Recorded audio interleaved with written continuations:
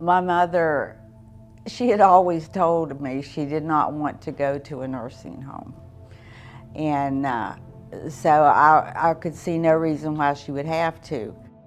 But I had gone to work this morning and got a call from Life Alert, and she had fell, and they figured she broke her hip, and they were taking her to the hospital.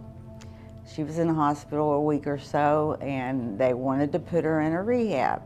The next morning I went up and I fed her, and I talked to her, and she was telling me this place has nothing but garbage to eat. So I said, Mom, I'm sorry.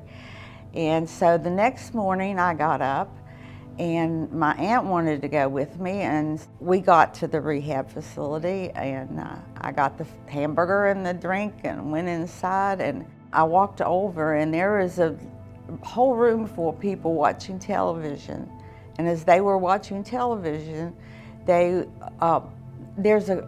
one wheelchair all the way in the back of the room, and there's a lady laying in the floor in a puddle of blood. And I said, Betty, get a nurse, this woman needs help. And until I got really close, I said, that's my mother. And I just went berserk. And so they said, oh, it's just a teeny cut and she's just bleeding a little. No one saw her. She's laying there and no one saw her. And I walked up and found her. There was one little lady over to the right sitting on a couch, and she was just rocking back and forth. She had seen it happen, I'm sure, because she was very agitated. If you've never lost your mother, it's one of the hardest things to do. I still, all the time, I even call one of the girls' mom, and I still want to call her. But don't let your person suffer and not be someone held responsible, because that's why the world's in the situation it's in today. Nobody has to answer for anything. My brother and my niece insisted we talk to an attorney. And I said, really, I'm not interested in that. I really was not interested in it. But then when I saw all that my mother had gone through, she shouldn't have had to have gone through that.